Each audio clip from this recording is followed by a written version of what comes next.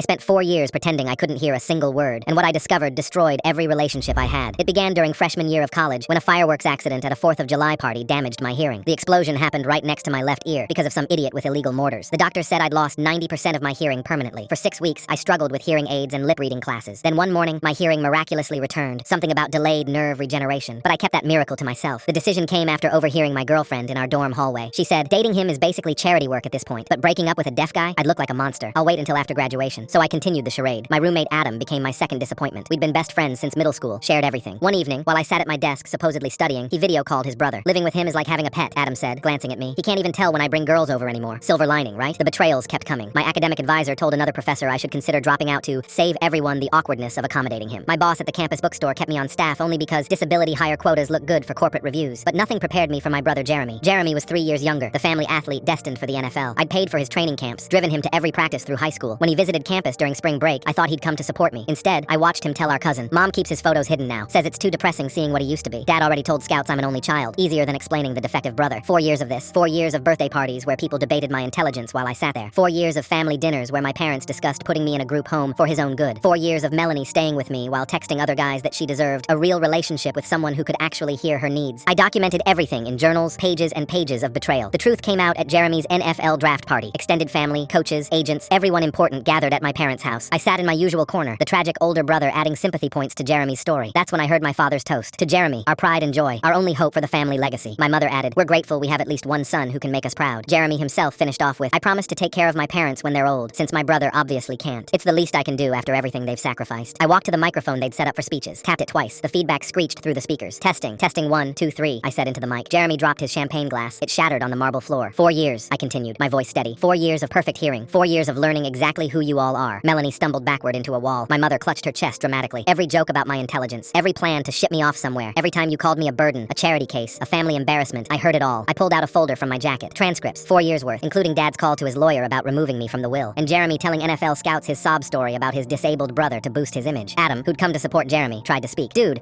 you thought I couldn't hear you rate every girl you brought to our room, or when you stole money from my wallet because he won't notice anyway. I looked at Melanie last. Tuesday night, you told Blake I was basically furniture, and that you were waiting until after your birthday to leave because you wanted the expensive gift first. The room erupted in excuses, apologies, accusations. I walked through them all and out the front door. That was 2 years ago. I'm finishing my law degree now, specializing in disability discrimination. Jeremy blew out his knee rookie year. Turns out he'd been hiding an injury to get drafted higher. My parents bankrupted themselves on his medical bills. Melanie messages me monthly, swearing she really loved me. Adam transferred schools after our friend group found out about the stealing. My family sends Christmas cards to my office, pretending those 4 years never happened. People judge me for the deception, but sometimes the only way to see people clearly is to make them believe you can't see them at all. The real tragedy isn't that I pretended to be deaf, it's that I had to.